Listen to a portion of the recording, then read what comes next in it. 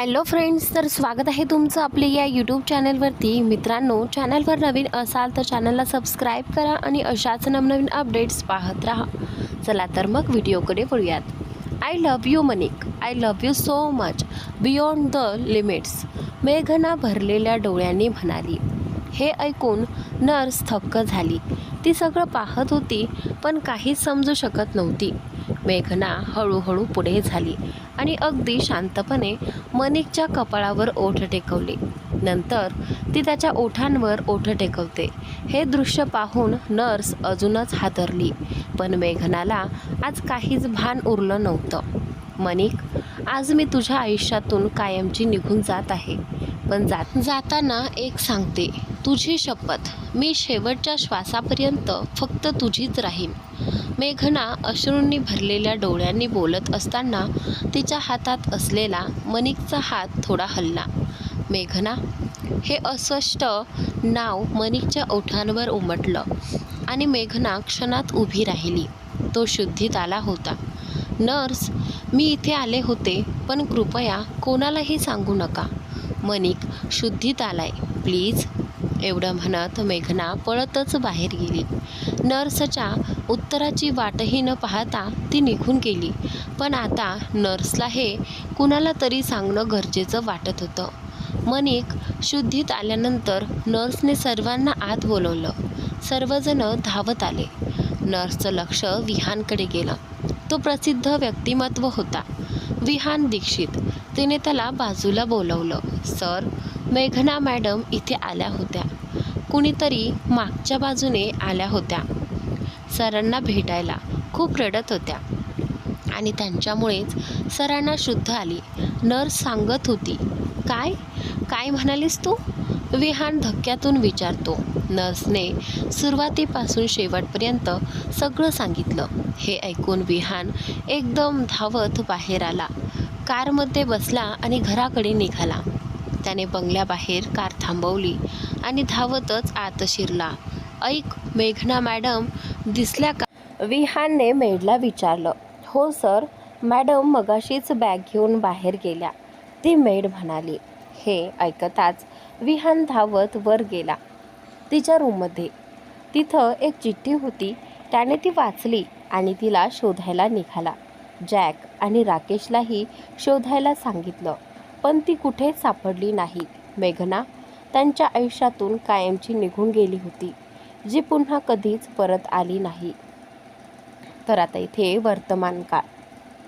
मेघना सगळं आठवून डोळे पुसत होती आणि समोर असलेलं बटन दाबते. रूममध्ये उजेड पसरतो.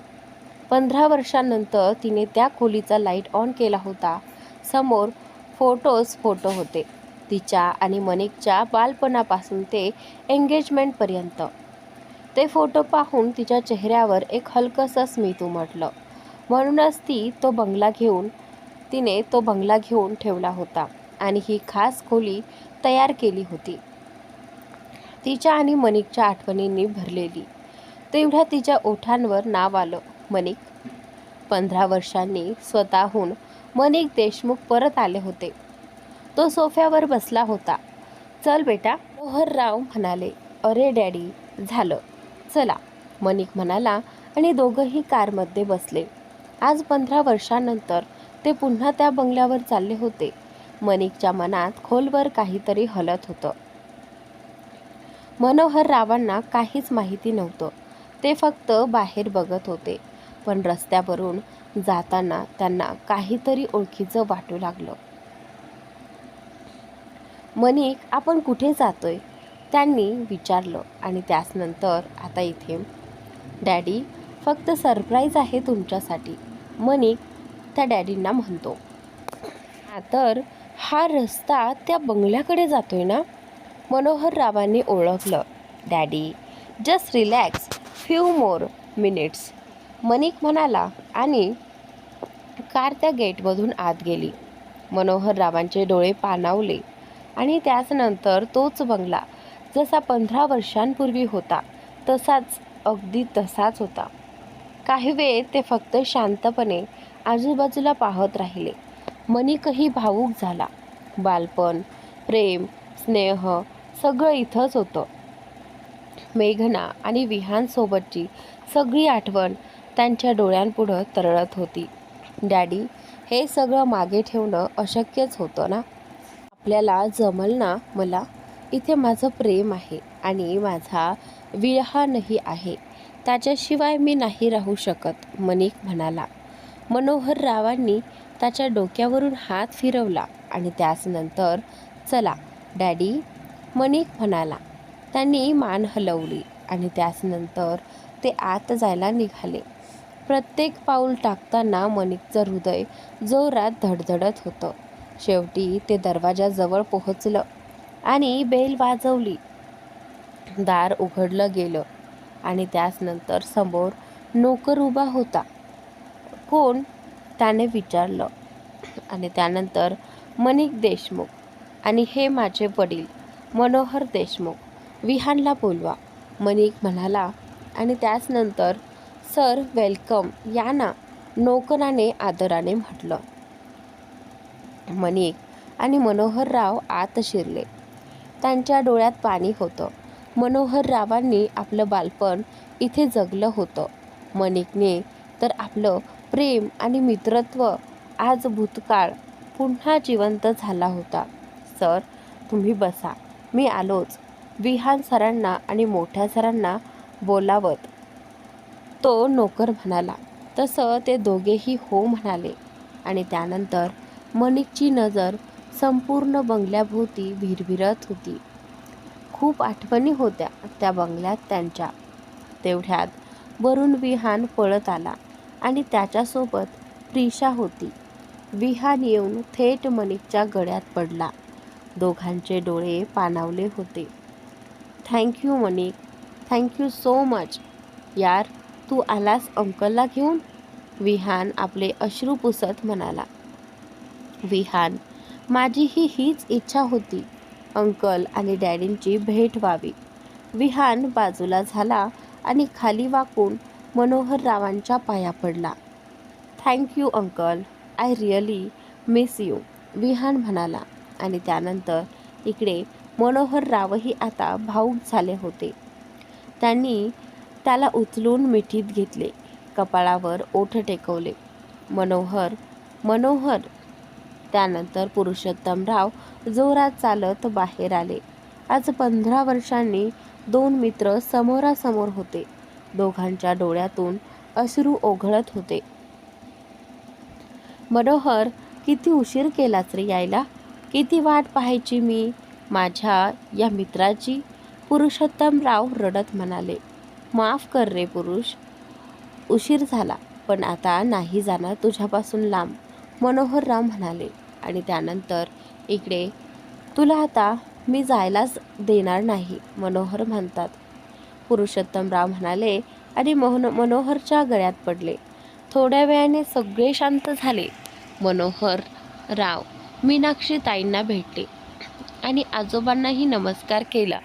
आता त्यांची नजर समोर उभ्या प्रिशाकडे गेली. त्यांनी पुरुषोत्तमरावांकडे पाहिलं. पुरुषोत्तमराव हसले आणि प्रिशाकडे हात केला. ती चालत पुरुषोत्तमरावांकडे गेली. ते तिच्या खांद्यावर हात ठेवून म्हणाले, मनोहर, ही आपली सूनबाई, विहानची बायको, प्रिशा दीक्षित. अरे बापरे, किती सुंदर आहे ही, लाखात एक, मनोहरराव म्हणाले. प्रिशा लाजत पदर डोक्यावर घेऊन पुढे आली आणि विहानकडे पाहिलं. दोघांनी मिळून त्यांचा आशीर्वाद घेतला. मनोहररावांनी तिच्या कपाळावर ओठ टेकवत म्हणाले, पुरू, लाखात एक सून मिळाली तुला. मनोहर, ही फक्त माझी सून नाही, ही तर माझी लेक आहे. लेकीसारखीच ओरडत असते, अगदी आपल्या मेघ. पुरुषोत्तमराव म्हणत होते, पण मध्येच थांबले. आणि त्यानंतर आता इकडे त्यांना काय बोलायचं होतं हे समजतच नव्हतं. मनोहररावांचे डोळे पाणावले. 15 वर्षांनी आपल्या मुलीचं अर्धवट नाव त्यांच्या तोंडून निघालं होतं हे ऐकून आईचेही डोळे पाणावले. एक अश्रू गालावर ओघळलाच होता. 15 वर्षात आपल्या लेकीला पाहिलं नाही म्हणून ती आई तेळतीळ तुटली होती, पण भावना लपवत होती.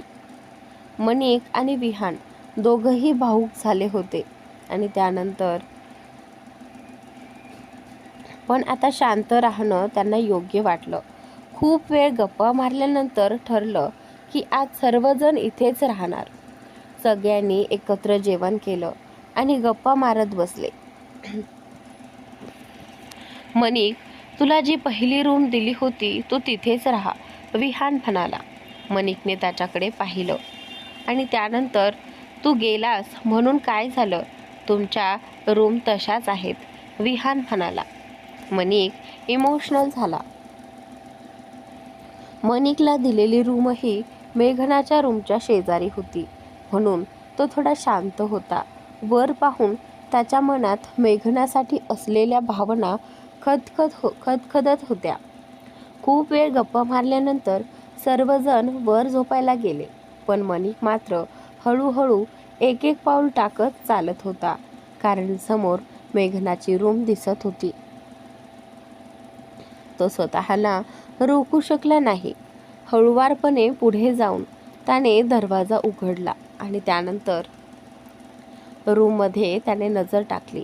भिंतीवर त्याचं आणि मेघनाचं एंगेजमेंटचं मोठं फ्रेम होतं, स्वच्छ आणि जपून ठेवलेलं. त्याला जाणवलं ही रूम नेहमी कोणी ना कोणी साफ करतं आणि ती व्यक्ती कदाचित आंटी असाव्यात. मेघना, तुला माहीत आहे का, आता तर तू माझी लीगली वाईफ झाली आहेस, मनिक म्हणाला. ओहो मनिकराव, जरा दमाने घ्या. बायको कधी झाले मी तुमची, मेघना भुवया उडवत म्हणाली. अरे बापरे मेघना, मला वाटतं तुला डॉक्टरकडे नेलं पाहिजे. खूप सिरियस कंडिशन आहे. आणि त्यानंतर इकडे मी आत्ताच विहानशी आणि अंकलशी बोलतो, म्हणजे तुला घेऊन जाता येईल डॉक्टरांकडे, मनिक म्हणाला. पण का, मला काय झाले, मलाच कळत नाही, मला तरी सांग, मेघना किंचित टेन्शनमध्ये म्हणाली. हेच तर, तुला विसरायची सवय लागली आहे. डॉक्टरला सांगायला तरी हवंच ना. तुला आपली एंगेजमेंटही आठवत नाही, म्हणजे आपलं लग्न विसरशील, मग मी बिचारा काय करणार, मनिक म्हणतो. सगळीकडे धावपळ करावी लागेल मला, मनिक जरा टेन्शनचा चेहरा करत म्हणाला. मनिक, तू ना थांब, मी बघतेस तुला, मेघना म्हणाली आणि त्याला मारायला लागली. मनिक हातांनी स्वतःला वाचवत होता आणि जोरजोरात हसत होता. मग काय मेघना, आपली एंगेजमेंट झाली म्हणजे तू अर्धी तरी माझी झालीस ना, बायको या शब्दावर जोर देत तो म्हणाला. तशी ती अक्षरशः लाजली आणि चेहरा दोन्ही हातात लपवला. तसा मनिक जोरजोरात हसायला लागला. तिने करंगळी आणि बाजूचं बोट यांच्यात थोडं अंतर करून एका डोळ्याने त्याच्याकडे पाहिलं. त्याला असं हसताना पाहून तिने हात चेहऱ्यावरून बाजूला केले. काय झालं मनिक, असं का हसतोयस, मेघना न समजून विचारलं. यार मेघना, हसू न कर तर काय करू, मी ज्या मेघनाला ओळखतो ती बिलकुल लाजाळू नाहीये, ती तर बिनधास्त आहे. आणि आज काय पाहिलं मी, तू चक्क लाजतेस, मनिक हसत पोट धरून म्हणाला. मनिक, आज ना तुला मस्ती जास्तच सुचते, तुला तर आता मी सोडतच नाही, मेघना म्हणाली आणि उठायला गेली. तेवढ्यात मनिकला समजलं की ही आता आपल्याला मारायला येते, म्हणून तो पळायला लागला. आता मेघना त्याच्या मागे आणि तो पुढे, अशी गमतीशीर परिस्थिती निर्माण झाली होती. यार मेघना, सोड ना या बिचाऱ्याला, गरीब माणूस आहे, एकटाच काय करणार, मनिक नाटकीपणे पळत म्हणाला. अरे बापरे, तू गरीब माणूस, तू तर महाचालू आहेस, मी तुला आजच सोडतच नाही, मेघना हसत त्याच्या मागे काठी घेऊन पळत होती. यार मेघना, ही हत्यारे तुझ्या रूममध्ये कशी काय, बापरे, मला मारायलाच आणलीस वाटतंय, मनिक घाबरून म्हणाला. हो, तुलाच मारायला आणली आहेत. कारण तू नाही सुधारणार, मेघना म्हणाली आणि पळतच होती की मनिकने अचानक तिच्या कमरेत घालून तिला जवळ ओढलं. तर तिला कळायच्या आतच मेघना दचकली आणि त्याच्या मिठीत अंग चोरलं. मनिक तिच्या खूप जवळ येऊ लागला. तिच्या शरीराची किंचित थरथर त्याला जाणवू लागली. तसा त्याने तिच्या गालावर ओठ टेकवले आणि बाजूला होऊन जोरात हसायला लागला. बापरे मेघना, एंगेजमेंट नंतर तू तर लाजाळू झाडच झालीस, मनिक हसत म्हणाला. तशी मेघना हसतच त्याला मारू लागली. त्याने पुन्हा तिच्या कमरेत हात घालून तिला जवळ ओढलं. दोघंही बेडवर पडले आणि जोरात हसत मस्ती करू लागले. 15 वर्षांनी मनिक अचानक खळखळून हसायला लागला आणि काही क्षणात भानावर आला. त्याने आजूबाजूला पाहिलं तर तो मेघनाच्या रूममध्ये होता आणि त्याच आठवणीत हरवला होता. एंगेजमेंट नंतरच्या दुसऱ्या दिवशीची 15 वर्षांनी त्याचं असं खळखळून हसणं हेच सांगत होतं की त्या आठवणी अजूनही जिवंत आहेत. पण त्याचवेळी नजरेसमोर आलेल्या मेघनाच्या फोटोकडे पाहून त्याचे डोळे डबडबले. तो पुढे आला, बेडवर पाय वर करून टेकला आणि टेबलावर ठेवलेली फोटो फ्रेम हातात घेतली. ती पाहताना तो म्हणाला, तुला माहीत आहे मेघना, प्रेम माणसाला वेडं करून टाकतं. तू गेलीस पण मला वेडं करून गेलीस. मी कुठे आहेस असं वाटत नाही. 15 वर्षांपूर्वीच मी तुझ्यासोबतच गेलो. शरीर डॅडींसोबत होतं पण मन फक्त तुझं होतं, अजूनही आहे. तू कितीही खोटं बोललीस की करिअरवर फोकस करायचा आहे, मी समजून घेतलं. पण त्या दिवशी पावसात भिजून पडलीस. तुझी अवस्था पाहून कळलं होतं काहीतरी वेगळं आहे.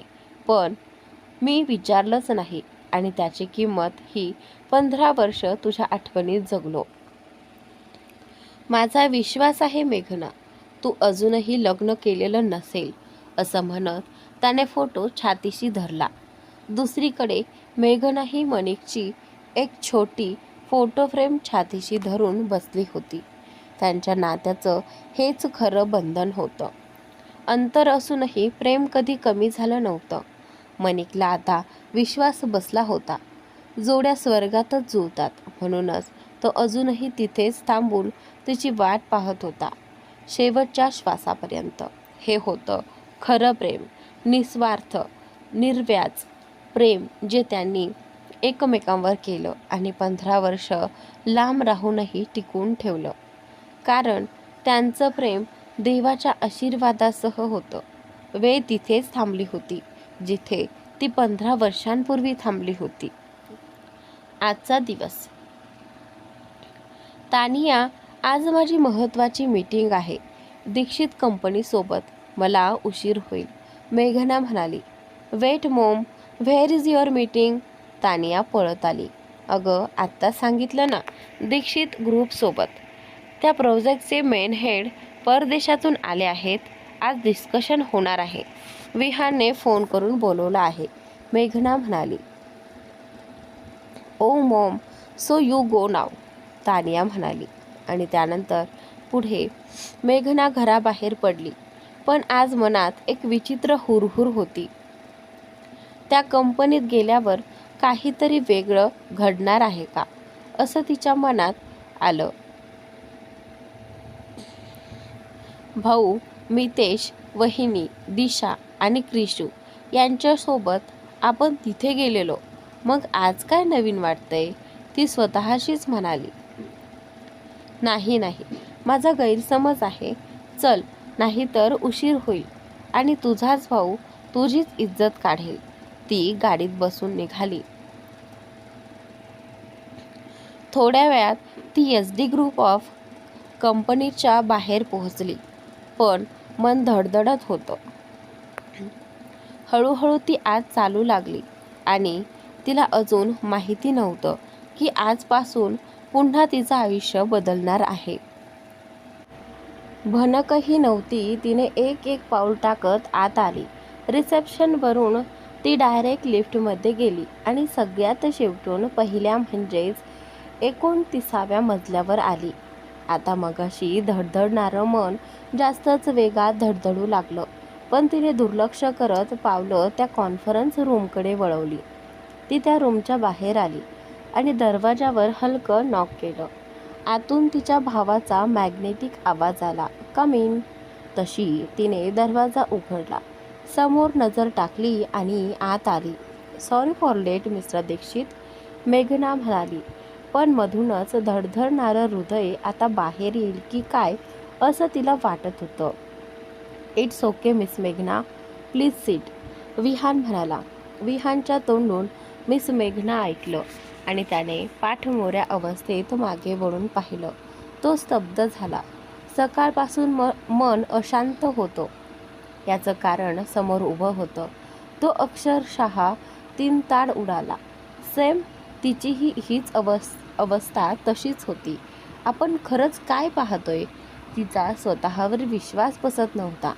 कदाचित आपण स्वप्न पाहतोय असं वाटून तिने हात वर करत डोळे चोळले. पुन्हा पाहिलं तर तो अजूनही तिथेच होता. म्हणजे खरंच तो इथे आहे हे पाहून तिचं मन बेचैन झालं. सकाळपासून मन अस्वस्थ का होतं हे तिला उमगलं. तिच्या त्या डोळे चोळण्याच्या कृतीवर विहान गालात हसला, तर त्याच्या बाजूची प्रिशाही हसली. आता तिचे डोळे पाण्याने डबडबले होते. इतक्या वर्षांनी आपण त्याच्यासमोर आहोत हे तिला पचवणं अवघड झालं होतं. मनिक हळूहळू पावलं टाकत तिच्या समोर आला. त्याच्या परफ्यूमचा तोच सुगंध पुन्हा एकदा तिचं मन गोंधळून टाकत होता. समोर तिची अवस्था होती आणि त्याचीही तशीच. विहानला आता दोघांची गंमत बघायचा मूड आला. त्याने घसा खाकरला. दोघंही आपल्या विश्वातून बाहेर आले. आजूबाजूला बघितलं तर सगळेजण त्यांच्याकडे बघत होते. आता कुठे दोघंही भानावर आले. मिस्टर मनिक अँड मिस मेघना, do you know each other? विहानने मुद्दाम भुवया उंचावत विचारलं. मनिकने त्याच्याकडे रागाने पाहिलं. बिचारा विहान शांत बसला, पण गालात हसला. मेघना आश्चर्याने विहानकडे पाहत होती. Mister Vihan Dixit, I will tell you later who knows who and how it is. Okay, मनिकने रागात उत्तर दिलं. Okay okay, you guys please seat, Vihan इकडे तिकडे बघत म्हणाला. मनिकने पुन्हा तिच्याकडे पाहिलं. तिने डोळे पुसले. त्याने इशारा केला तशी ती जाऊन बसली. मनिकही तिच्या बाजूच्या खुर्चीत जाऊन बसला. So let me introduce you to mister Manik, Vihan म्हणाला. मनिकने त्याच्याकडे पाहिलं. Mister Manik, she is IAS officer miss मेघना दीक्षित, विहान म्हणाला. त्याने मिस मेघना दीक्षित यावर खास जोर दिला. मनिक पुन्हा चकित झाला. त्याने मेघनाकडे पाहिलं. तिने मान खाली घातली. मग त्याने विहानकडे पाहिलं. विहान गालात हसतच होकारार्थी मान हलवतो. आता मनिकही मनातून सुखावला. म्हणजे 15 वर्षांनी अजून ती सिंगल आहे हे ऐकून त्याच्या मनावरील भार हलका झाला. विहानने मीटिंगला सुरुवात केली. मेघना शक्य होईल तितका प्रयत्न करत होती लक्ष देण्याचा, पण जमत नव्हतं, कारण तिचा मनिक तिच्या बाजूला बसला होता. तेवढ्यात तिला आता हातावर एक स्पर्श जाणवला. ती दचकली. बाजूला पाहिलं. त्याचं लक्ष समोर होतं, पण त्याने तिचा हात हातात घेत हलकेच दाबला. त्या क्षणी तिच्या शरीरातून एखाद्या करंटसारखा झटका गेला. तिने हळूच डोळे मिटले. डोळ्यातील एक अश्रू गालावर ओघळला. 15 वर्षांनी हा स्पर्श अनुभवताना तिचं मन भरून आलं. मीटिंग संपेपर्यंत मनिकने तिचा हात सोडला नाही आणि तिनेही काही बोललं नाही, कारण तिच्या मनाला त्या क्षणी समाधान मिळालं होतं. मीटिंग संपल्यानंतर मिस्टर पाटील आणि माने गेले. विहान आणि प्रिशा त्यांच्या केबिनमध्ये गेले. पण जाताना विहान थांबला आणि एक नजर मेघनाकडे टाकली. ती सध्या अस्वस्थ होती. आय होप मेघना this time you talk and sort everything, Vihan जाता जाता म्हणाला. तिने त्याच्याकडे पाहिलं. भाई, तिच्या तोंडून हलका आवाज निघाला. Manik did not listen this time and did not tell anything. What happened to you then? Don't waste your important time. Vihaan जळजळीत नजर टाकून म्हणाला. ती थोडी घाबरली. विहान प्रिशाला घेऊन निघून गेला. आता त्या रूममध्ये दोघंच होते.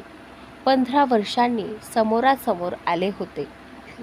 अवघडले पण होताच, पण मनिक तो नाहीसा करण्यासाठी पुढे आला. तिच्या हृदयाच्या तारांवर त्याचा प्रत्येक शब्द परिणाम करत होता. पुन्हा एकदा ती त्याच्या डोळ्यात हरवली होती. आता ती त्याला सत्य सांगणार होती, कारण 15 वर्षांपूर्वी मनात साचून राहिलेलं अपराधीपणा ती अजूनही वाहून नेत होती. आता मात्र तिला मोकळं व्हायचं होतं. मेघना, इथे नको बोलूयात, आपण फार्म हाऊसवर जाऊयात. If you don't mind. Manik म्हणाला. ठीक आहे, ती म्हणाली. त्याचं थोडं हलकं वाटलं. त्याने लगेच फोन काढून विहानला एक मेसेज टाकला आणि मेघनाला घेऊन बाहेर आला. त्याने तिच्यासाठी कारचं दार उघडलं. ती आत बसली. त्याने तिचा पदर नीट केला, दरवाजा बंद केला आणि स्वतःही कारमध्ये बसला. आता कार फार्म हाऊसकडे निघाली. ते फार्म हाऊस इथून 2-3 तासांवर होतं. ती जागा बोलण्यासाठी सुरक्षित होती आणि कुणालाच माहीत नव्हती. मनिकने कार फार्म हाऊसवर थांबवली. तो बाहेर आला. तीही उतरली. तिने नजर टाकली. खूप सुंदर शांततामय फार्म हाऊस होतं. आजूबाजूला वस्ती नव्हती, फक्त निसर्ग. इथे आल्यावर मन प्रसन्न व्हायचं. मनिकने तिला इशारा केला आणि ती त्याच्यासोबत आत गेली. सुखदा काकू, मनिकने आवाज दिला.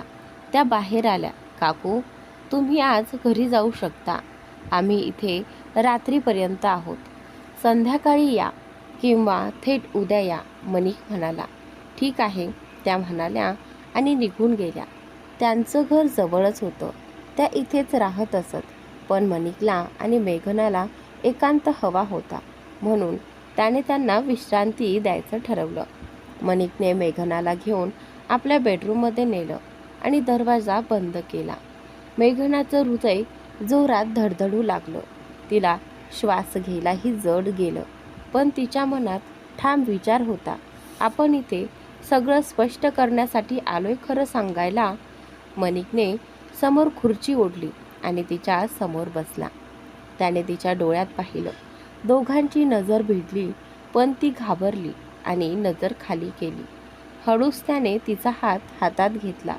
ती चमकली, पण त्याच्या डोळ्यात तिला अजूनही तेच प्रेम दिसलं. शुद्ध, निस्सीम प्रेम.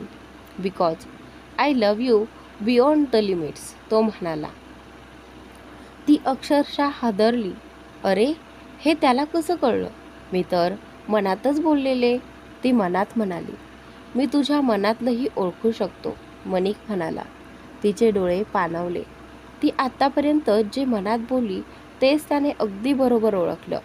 मेघना, प्लीज डोंट क्राय, असं म्हणत त्याने तिचे डोळे पुसले. तिने मान खाली घातली. मेघना, एक विचारू? तिने हलक्या मानेनेच होम केलं. आपला भूतकाळ तुला माहीत आहे. आपलं प्रेम होतं, त्यामुळे घरच्यांनी लग्न ठरवलं. एंगेजमेंट झाली, बरोबर? तिने त्याच्या डोळ्यात पाहत हो केलं. त्या दिवशी तू क्लासला गेलीस. आपलं नॉर्मल बोलणंही झालं होतं. तू मला कॉल करणार होतीस, पण तुझा कॉल मला आला नाही. खूप कॉल्स मात्र विहानला गेले. संध्याकाळी 10 वाजेपर्यंत तू हरवलेली होतीस. शेवटी एक सुनसान रस्त्यावर बेशुद्ध अवस्थेत दिसलीस. त्यानंतर 10 दिवस तू मला पूर्णपणे इग्नोर केलं आणि अचानक लग्नाला नकार दिलास. का? काय झालं होतं? प्लीज, करिअर हे कारण देऊ नकोस.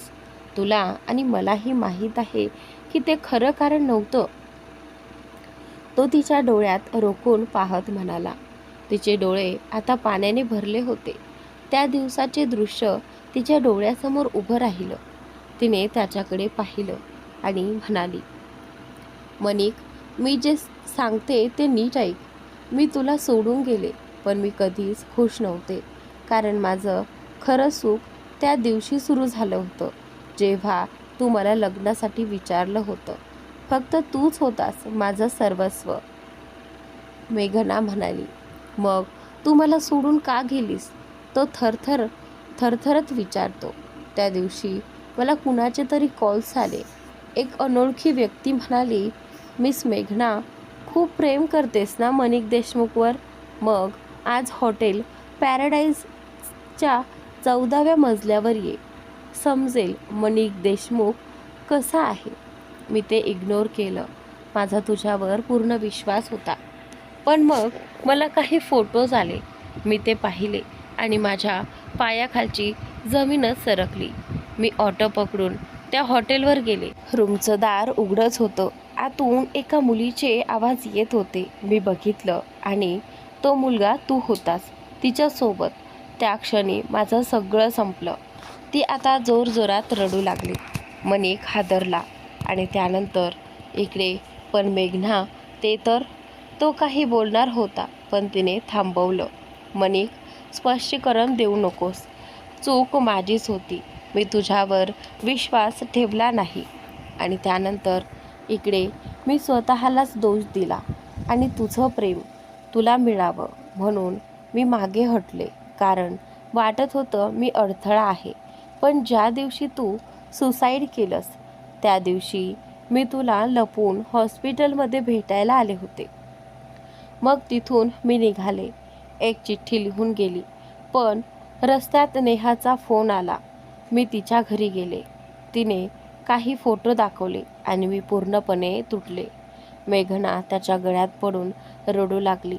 मनिकनेही तिला घट्ट मिठीत घेतलं. मेघना खूप रडत होती आणि मनिक तिला शांत करत होता. मेघना, प्लीज स्टॉप, मनिक तिला म्हणाला. आणि त्यानंतर मनिक, हुंदका, माझ्याकडून खूप मोठी चूक झाली रे, ती रडत रडत म्हणत असते. मेघना रडत म्हणाली. पहिल्यांदाच मेघना थोडी शांत झाली होती. You know very well that I cannot see tears in your eyes, असं म्हणत मनिक तिचे डोळे पुसत होता. तिच्या कपाळावर ओठ टेकवले आणि तिला पाणी दिलं. तशी ती थोडी सावरली. मनिक, मी जेव्हा नेहाच्या घरी गेले होते तिने तिच्या पर्समधून काही फोटो काढले. मी गोंधळून गेले होते. पण ती माझ्याकडे आली आणि ते फोटो दाखवले. मी फोटो पाहून हादरून गेले आणि त्यावेळी माझी चूक समजली. काय होतं त्या फोटोमध्ये? मनिकने विचारलं. तेच फोटो होते हॉटेल पॅराडाईजचे. पण त्या फोटोमध्ये तू त्या मुलीला मारताना ढकलताना दिसत होतास. मी ते पाहिलं पण समाधान झालं नाही. मी नेहाकडे प्रश्नार्थक नजरेने पाहिलं. तेव्हा तिने सांगायला सुरुवात केली. जेव्हा तू त्या हॉटेलमध्ये गेलास, नेहा तिथे रूम सर्वंट म्हणून काम करत होती. तिने तुला टेन्शनमध्ये पाहिलं आणि ती तुझ्या मागे गेली. त्या मुलीने दरवाजा अर्धवट उघडा ठेवला होता म्हणून नेहा आत आली आणि आतलं सगळं बोलणं ऐकू आलं. तिथे तिला कळलं की तुला त्या मुलीने फसवलं होतं. तिने लगेच सगळं रेकॉर्ड केलं आणि खाली आली. नंतर मी त्या रूममध्ये गेले पण तुम्ही जवळ दिसलात म्हणून मी घाबरले. मला अस्वस्थ वाटलं. पण नेहाने तो संपूर्ण व्हिडिओ मला दाखवला आणि म्हणाली की मेघना, तुला मनिकपासून लांब ठेवण्यासाठी हे सगळं घडलंय. तेव्हा माझी चूक समजली. मी लगेच बॅग घेतली आणि पळतच घरी आले. पण दारातच मला डॅडी आणि विहानचं बोलणं ऐकू आलं की तुम्ही कायमचे देश सोडून गेलात 1 तासापूर्वी. आणि मी जागीच गोठले. मग मेघना, तुला आज जाऊन अंकलशी बोलायला हवं होतं, मनिक म्हणाला. मी जातच होते पण त्याचवेळी डॅडीने विहानना म्हटलं की आजपासून मेघनाला कधीच आणि कुठेच शोधायला जायचं नाही. मेघना नावाची मुलगी आपल्याला होती हे विसरून जा. ते बोलणं मला हर्ट करून गेलं आणि माझे पाय उलटे वळले. मी थेट रिक्षा पकडून रेल्वे स्टेशनला गेले. तिकीट काढलं आणि उत्तर प्रदेशला गेले. तिथे हॉस्टेलमध्ये राहून जॉब करून क्लासेस पूर्ण केले. मग एंट्रन्स परीक्षाही दिली आणि इंटरव्ह्यू क्लिअर केला. 3 वर्षात मी IAS ऑफिसर झाले. मला घर मिळालं, सिक्युरिटी मिळाली, पण एकटेपणा जाणवत होता. त्यात 1 वर्ष असंच गेलं. तू ऑफिसर झाली होतीस, मग पुन्हा का नाही आलीस? कॉन्टॅक्ट करायचा होता ना विहानला. किंवा मलाही, मनिक म्हणाला. विहानला नाही केला कारण त्यावेळी मला सगळ्यांपासून दूर राहायचं होतं. तुला केलं होतं, पण तुझा फोन बंद यायचा. मला वाटलं तू तुझ्या आयुष्यात पुढे गेला असशील, म्हणून मी मागे राहिले. माझी पहिली पोस्टिंग हरियाणामध्ये लागली. तिथे 2 वर्ष होते, पण लोकांना माझं कठोर वागणं खटकलं. त्यामुळे माझी बदली चंदीगडला झाली. तिथे 4 वर्ष होते. तिथेच एकटेपणा वाढला, म्हणून मी अनाथ आश्रमात गेलं मुलं ॲडॉप्ट करायला. पण सिंगल असल्यामुळे लहान मुलगी दिली जात नव्हती. तेव्हा माझं लक्ष एका गोड मुलीकडे गेलं. ती एक जागी शांत बसून मला बघत होती. माझं मन तिच्याकडे खेचलं. चौकशी केली तेव्हा कळलं तिचे आईवडील तिच्या लहानपणी गेले. कोणी सोडून गेलं होतं आणि ती तेव्हापासून तिथेच होती. खूप समजावल्यावर मला त्या मुलीसाठी परवानगी मिळाली. मी तिच्याशी संवाद साधला. ती मला आई म्हणायला लागली. काही दिवस तिच्यासोबत घालवले आणि ती माझ्यासोबत यायला तयार झाली. किती वर्षांची होती ती मुलगी? मनिकने विचारलं. आणि त्यानंतर तेव्हा ती 12 वर्षाची होती, पण खूप समजूतदार होती. थोडा नाही, जास्तच नटखट होती. मेघना हसत म्हणाली. मी तिला घरी आणलं, चांगल्या शाळेत दाखल केलं, ट्युशन, डान्स क्लासेस सगळं दिलं. ती माझं जग झाली होती, माझा श्वासच झाली होती. मनिक, तुला माहिती आहे, जेव्हा तिने पहिल्यांदा आई म्हटलं ना, माझं संपूर्ण आयुष्य तिच्याभोवती फिरू लागलं. तिला मी शिकवलं, मोठं केलं. हळूहळू ती माझी काळजी घ्यायला लागली. माझी आई झाली. माझ्या तब्येतीची काळजी घेत असे. 12 वर्षांची ती मुलगी आता 20 वर्षाची झाली आहे. मेघना खुदकन हसत म्हणाली. तिच्या चेहऱ्यावर त्या मुलीबद्दलचं आईपणाची ओढ, प्रेम आणि माया स्पष्ट दिसत होती. मनिक तिचं ते बोलणं ऐकत होता. आता तोही शांत झाला होता. तसेच आमच्या आयुष्याचे 14 वर्ष संपले होते.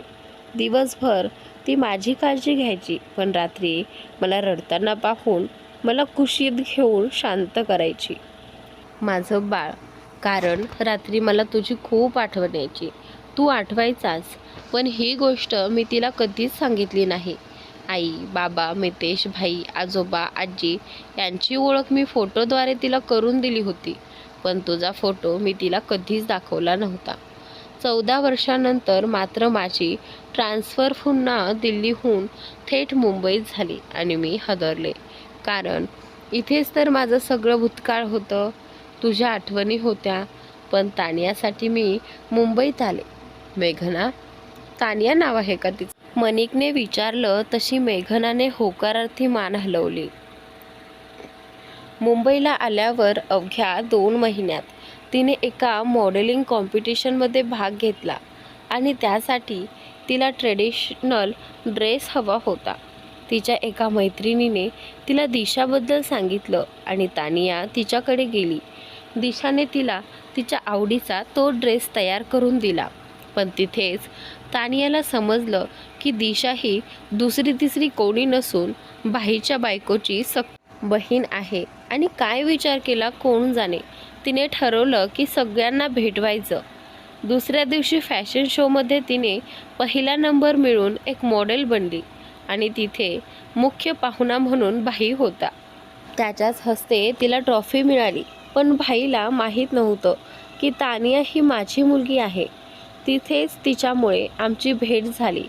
तिने स्वतःची ओळख ॲडॉप्टेड म्हणून सांगितली. नंतर भाईने प्रिशा, मितेश, दिशा यांना घरी बोलावलं. त्यांनी खूप एन्जॉय केलं. पण भाई फक्त माझ्याकडून खरं काढण्यासाठी आला होता आणि प्रिशा त्याला त्यात पूर्ण साथ देत होती. भाईला 15 वर्षांनी एका प्रोजेक्टच्या मीटिंगमध्ये मी अचानक भेटले होते. जॅक माझी परवानगी घ्यायला ऑफिसमध्ये आला होता आणि मी होकार दिला आणि त्यानंतर आता तू भेटलास. मेघनाने सगळं सत्य सांगितलं. मेघना, त्यावेळी सगळं सॉर्ट आऊट झालं असतं जर तू आधी सांगितलं असतंस. मनिक म्हणाला. आय एम सॉरी मनिक. मेघना म्हणाली. बरं, आता तू माझ्यासोबत घरी येणार आहेस? मनिक म्हणाला आणि मेघनाला धक्का बसला. मनिक, मेघना शॉक झाली. तिच्या चेहऱ्यावरचं गोंधळेपण पाहून मनिक गोंधळून गेला. आता तो उठला, खुर्ची बाजूला करून तिच्यासमोर खाली बसला. तिचे दोन्ही हात हातात घेतले आणि तिच्याकडे बघत म्हणाला. मेघना, लिसन, आपल्याकडून चूक झाली होती, त्यामुळे डॅडींचं रागावणं योग्यच आहे ना शोना. आपण 15 वर्ष एका गैरसमजामुळे वेगळे राहिलो आणि मला कधीच समजलं नाही की तू माझ्यावर रागवलेली का होतीस. आता समजलं आहे तर सगळ्यांची माफी मागणं बरोबरच आहे ना. तो तिच्या डोळ्यात बघून म्हणाला आणि त्यानंतर, पण मनिक, मला खूप भीती वाटते. डॅडी मला माफ करतील का? मेघना भावूक होऊन म्हणाली. मेघना, तुला आठवतं का आपण लहान होतो तेव्हा किती भांडायचो आणि त्या भांडणांमध्ये तू मला जास्त मारायचीस. मग डॅडी तुला ओरडायचे, पण नंतर आपल्या बाहुलीला दोघांना जवळ घ्यायचे ना. मनिक म्हणाला. आता मेघना पूर्णपणे भावूक झाली. तिच्यासाठी तिचे डॅडी खूप स्पेशल होते. कितीही भांडण झालं तरीही इतक्या वेळ लांब कधीच राहिले नव्हते. त्यामुळे 15 वर्षात तिने डॅडीलाही खूप मिस केलं होतं. मेघना, यार, तुला सांगायची गरज नाही, तू तर पापा की परी आहेस. मनिक म्हणाला. तशी तिनं त्याला एक चापट मारली आणि खुदकन हसली. मनिक, तू बरोबर बोलतोयस. मला डॅडी आणि मॉमची माफी मागायला हवी. मेघना म्हणाली. आता बोललीस ना बरोबर. चल मग. आणि त्यानंतर मला माझ्या मुलीला भेटायचं आहे. मनिक म्हणाला. आता मेघना गोंधळली. मनिक, तुला मुलगी आहे? मेघनाने विचारलं. हो ना, पण मी तिला अजून पाहिलं नाहीये. ती आजवर तिच्या मॉमसोबतच होती. 22 वर्ष. आता वेळ आहे डॅडीलाही भेटायला हवं ना. मनिक म्हणाला. तशी मेघना हसली. चल चल, लाडोबाई तुझ्याबद्दल खूप विचारते. जेव्हापासून तिला कळलं की माझ्या आयुष्यात तू होतास आणि मी तुला सोडून दिलं, तेव्हापासून माझ्यावर रागवते आहे. बरोबरच आहे ना. इतकं प्रेम करणाऱ्या माणसाला सोडलं तर असंच होणार. मनिक म्हणाला. तशी तिनं पुन्हा त्याला चापट मारली. यार मेघना, तू ना 15 वर्षापूर्वी जशी होतीस तशीच आहे अजूनही. जाम बेकार. हात लागत नाही तुला. मनिक म्हणाला. तर आजचा भाग इथे संपतो. पुढील भाग पाहण्यासाठी चॅनलला सबस्क्राईब नक्की करा. Thanks for watching.